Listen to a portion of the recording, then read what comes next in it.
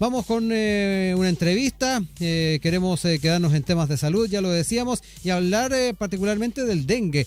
Durante la última semana se han confirmado casos importados de dengue en las regiones de Coquimbo, Arica y Parinacota. En esta última región, de hecho, se han registrado 3 casos importados confirmados de dengue y 1 de malaria también. Y además son 14 los hogares que han sido muestreados positivamente con hallazgos de ejemplares del mosquito Aedes aegypti. Esto llevó a declarar alerta amarilla en la zona por parte de Senapred.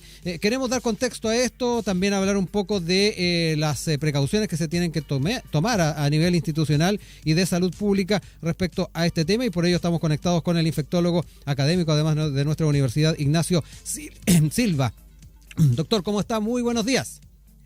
Hola, Rodrigo, muy buenos días. Muchas gracias por la invitación. No, gracias a usted por estar acá con nosotros y poder contarnos un poquito más y comprender además las implicancias que tienen estos casos.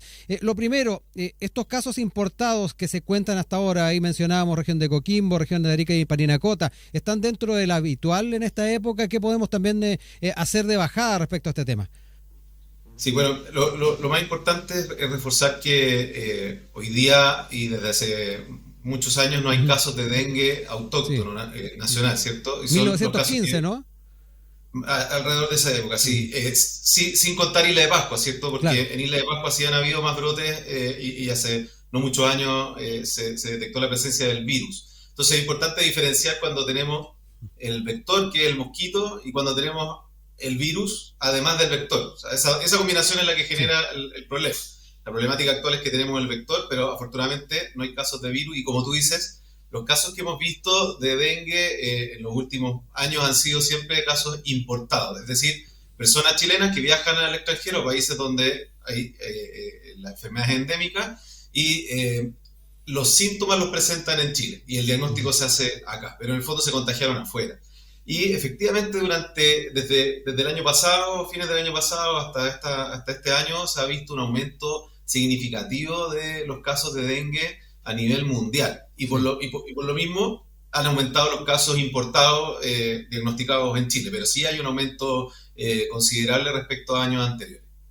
Oiga, doctor, hace un año o hace un par de años atrás, incluso un poquito más, usted comentaba que a medida que cambia el clima del mundo se han producido variaciones en el hábitat también de este mosquito.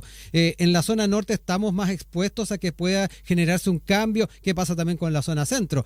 Uno se pone a analizar también cuáles van a ser las implicancias de este aumento de la temperatura, este cambio climático que pareciera puede ser un factor a tomar en cuenta. Así es, Rodrigo. Justamente uno de los factores más importantes que determinan este cambio, en el fondo, en el comportamiento de los vectores, es el cambio climático, ¿no? Y en el norte de nuestro país hemos tenido otros casos de circulación de vectores de otras enfermedades y también de dengue, y lo que más llama la atención ahora es que esto ha ido acercándose a la zona central.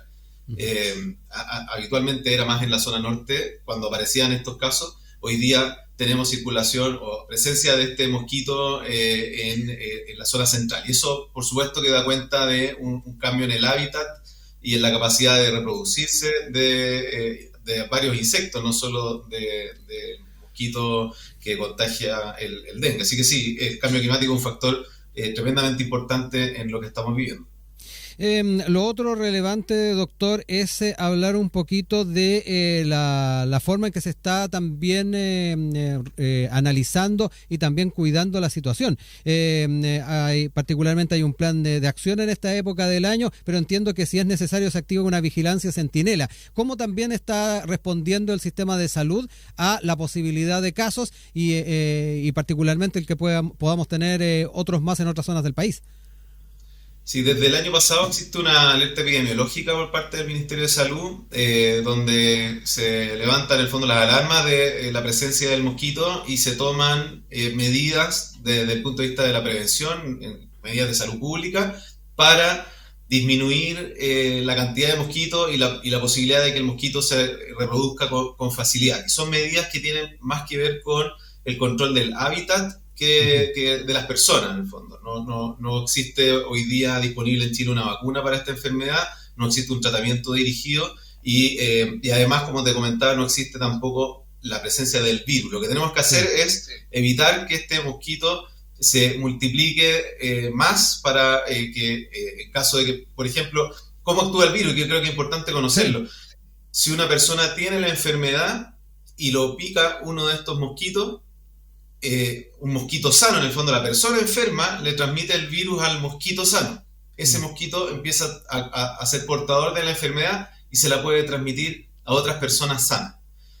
Por lo tanto, hoy día en Chile es más riesgoso en el fondo tener personas contagiadas, además de mosquitos, porque tenemos el riesgo de que empiece a generarse una población de mosquitos que sea portador del virus. Entonces, hoy día la solución es eliminar al mosquito, en el fondo. Y para eso son las medidas de salud pública que se están tomando desde el año pasado hasta la fecha. Doctor, en Argentina hay una explosión de casos de dengue, la mayor explosión en la historia, se ha dicho. Se ha contabilizado más de 100.000 positivos en los primeros meses de este año 2024, una cifra 11 veces mayor que la del primer trimestre de 2023. ¿Cómo tenemos que mirar también lo que está pasando al otro lado de la cordillera? Sabemos que geográficamente tenemos elementos que nos protegen, pero la circulación de personas es constante, además, en los diferentes pasos fronterizos. ¿Cómo tenemos que mirar también esa situación a la luz de lo que es nuestra realidad respecto a esta enfermedad? Sí, sin duda es preocupante porque nosotros vivimos rodeados de países que tienen presencia del virus, o sea, donde el dengue es endémico. Nosotros estamos un poco protegidos por las condiciones geográficas, pero también porque no había mosquitos, por lo tanto no había ninguna posibilidad de contagiarse. Hoy día, con esta presencia de mosquitos, dimos el primer paso y nos acercamos a la posibilidad de tener dengue endémico, porque nuestros países vecinos lo tienen. Entonces, basta con que esta población de mosquitos, como decía antes, empiece a ser portador del virus para que lo tengamos acá. Y por hoy día la globalización, los movimientos entre países lo facilita, sin duda. Sí. Oiga, doctor, en ese sentido y tomando en cuenta las condiciones que se han ido configurando, tal vez sería inevitable que tengamos un caso autóctono en el corto plazo.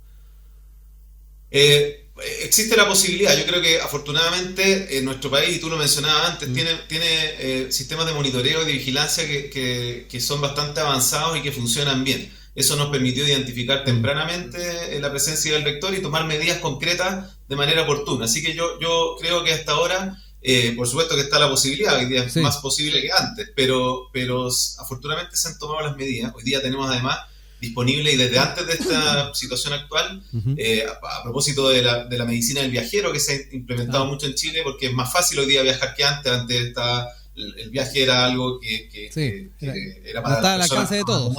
Hoy día está al alcance de más personas. Ir a Brasil es mucho más fácil, y en Brasil hay estos virus y otros. Entonces, en Chile ya hay capacidad diagnóstica específica, con exámenes que son específicos, podemos identificar los casos tempranamente, y se han tomado medidas oportunas. Así que ojalá seamos optimistas y esto va a ser una situación controlada como lo ha sido en otras oportunidades. Quería recordarles que estamos dialogando esta hora con el infectólogo académico de nuestra universidad, el doctor Ignacio Silva, respecto a la situación del dengue en el país, estos casos importados que hemos conocido y también el hallazgo de ejemplares del mosquito Aedes aegypti.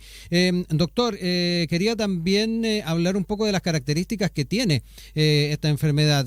Sabemos que hay serotipos, son más agresivos uno respecto del otro. Por ejemplo, lo que se ha podido observar en Isla de Pascua, hay casos de el llamado DNB1 y DNB2. Estas diferencias tienen que ver también con el grado de agresividad. También ilústrenos un poquito con eso. Sí, existen 4 serotipos distintos de dengue. En general son bastante parecidos en su capacidad infectiva y en los cuadros que producen. El mayor riesgo se ha visto más que con el tipo de dengue que uno se contagie, es la cantidad de veces que uno se expone a la enfermedad. Cuando uno se contagia por primera vez, o sea, tiene dengue por primera vez, por ejemplo con el dengue tipo 1, genera un cuadro que habitualmente es autolimitado, como fiebre, algunas lesiones en la piel que pueden aparecer y se van, pero en general no es grave. Pero si uno se vuelve a exponer y se contagia nuevamente con un tipo diferente, por ejemplo con el tipo 2, en esa segunda infección es donde el riesgo de hacer enfermedad grave es mucho mayor, hasta 20 veces mayor. Y por lo tanto es más preocupante la infección repetida que independientemente del tipo de dengue que se contagie. Por eso es importante tomar precauciones cuando uno, por ejemplo, viaja a países donde hay este tipo de enfermedades. Y la precaución es básicamente no exponerse al mosquito, con repelente, cuidando las partes que están expuestas a la picadura, etc. Este mosquito, además, doctor, puede contagiar otro tipo de enfermedades. Por ahí, viendo también algunos registros históricos, particularmente del país, había ciertos temores de también un aumento de lo que era la fiebre amarilla en algún momento. ¿Qué otras enfermedades están aparejadas respecto a este Aedes aegypti, este mosquito?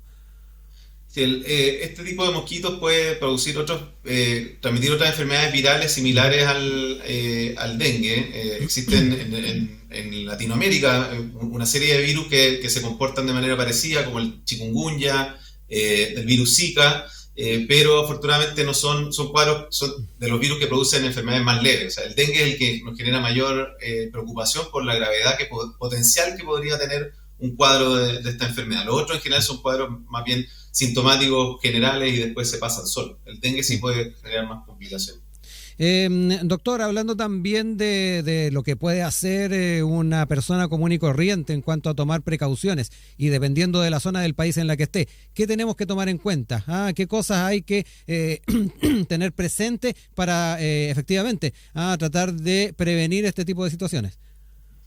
Bueno, las medidas que tienen más impacto son más bien ambientales y eso significa controlar el hábitat del mosquito, o sea, hacerle difícil la vida al mosquito para que no se reproduzca. En general, lo que uno trata de evitar es la acumulación de agua en espacios o en botellas, por ejemplo. Recipientes que están abandonados de repente, ¿no? Justamente. Recipiente, una medida que ha tenido alto impacto en los países donde hay endemia de dengue es eliminar los neumáticos, por ejemplo, que están botados por ahí en vertederos o incluso en las casas, porque dentro del neumático se generan positas, que es un ambiente súper propicio para el mosquito, porque hay harta humedad, no llega el sol directo, etc. Pero también pueden ser otros recipientes que se dejan al aire libre, destapados con agua, donde ahí el mosquito pone sus huevos. Entonces, en el fondo esa es la medida más importante hoy día en nuestro país, evitar que se genere un espacio propicio para el crecimiento de la reproducción del mosquito. Doctor, para ir cerrando, lo quiero llevar también un poquito a otro tema, hablar de las enfermedades invernales. Comenzó la campaña de vacunación, muy importante el poder hacer hincapié en aquello, a los grupos de riesgo, a quienes están contemplados en ello, y además hablar un poquito de las posibilidades que abre la inmunización con el Nirsevimab en lo que tiene que ver con virus sincicial. Hablemos un poquito para orientar también a nuestra audiencia. Sí, bueno, este año contamos con este nuevo anticuerpo monoclonal, el Nirsevimab, que si es que pensamos en la campaña del año anterior, donde tuvimos una alta circulación de virus sincicial y la red asistencial, los hospitales, clínicas se vieron sobredemandados principalmente por niños pequeños con virus sincicial, la gracia que tiene este fármaco es que en el fondo uno le inyecta anticuerpos contra el virus sincicial. No es una vacuna propiamente tal, porque la vacuna hace que nuestro propio cuerpo genere los anticuerpos. En este caso, le hacemos la pega más fácil, le entregamos directamente el anticuerpo y con eso disminuimos el riesgo de que el niño o niña se enferme o se enferme gravemente y se tenga que hospitalizar o muera. La diferencia con la vacuna es que no genera una memoria a largo plazo, o sea, esto se administra ahora en esta campaña. Es para la temporada, ¿no? Exactamente. Pero en países que lo han utilizado, son pocos los países que lo han usado porque es un fármaco nuevo, pero en España, por ejemplo, tuvo un impacto tremendo en disminuir las hospitalizaciones. En comparación con los que no recibían el fármaco, aquellos que recibían el Nirsevimab tuvieron un 80% menos de hospitalizaciones. Eso es muchísimo, es un impacto muy grande. O sea, si miramos la campaña de invierno anterior, lo podríamos pensar con un 80% menos de ocupación de cama, y eso, sí, por supuesto que facilita todo. Lo que nos preocupa, ya considerando que tenemos una salida, entre comillas, para el estrés que puede producir el virus sincicial, preocupa entonces los otros virus que también tenemos que hacer ahí el llamado a la población: influenza y SARS-CoV-2, que causa el COVID-19. También tienen, o sea, ellos tienen una vacuna disponible, y si no alcanzamos altas tasas de cobertura como lo hemos hecho años anteriores, la situación este año puede ser muy difícil para los adultos, a diferencia de los niños. Entonces sería desaprovechar la oportunidad hoy día que tenemos para inmunizar a los niños, vacunar a los adultos y poder tener una campaña de invierno más tolerable o más fácil de llevar. Para eso es importante que las personas también pongan de su parte yendo a vacunarse. Sabemos que hay una fatiga respecto a la vacunación, a la medida de prevención. Tuvimos casi 4 años de pandemia donde claramente nos agotamos con todo esto, pero no hay que perder el foco en que la vacunación contra estos virus es la medida con mayor impacto para disminuir las muertes. O sea, el vacunarme estoy disminuyendo significativamente la probabilidad de morirme por una enfermedad. Eso es un lujo que tenemos en nuestro país. Entonces, es muy importante hacer ese llamado, además de todas las medidas preventivas que ya bien conocemos por la pandemia. Ignacio Silva, infectólogo académico de nuestra universidad, ha estado con nosotros para conversar a partir de lo que ha sido esta preocupación que hay sobre la situación del dengue en algunas zonas del país, pero también el poder hacer un recordatorio de que estamos ya con esta campaña de vacunación respecto a las enfermedades invernales, y además esta incorporación del Nirsevimab en lo que tiene que ver con la inmunización para el virus incisional en menores de edad. Doctor, muchas gracias por el tiempo, por la explicación y por darnos este contexto que es muy necesario a la hora de poder tener conocimiento amplio de lo que está pasando también en la salud de nuestro país. Que esté muy bien. Muchas gracias, Rodrigo. Igualmente, que estén bien. Chao. Chao.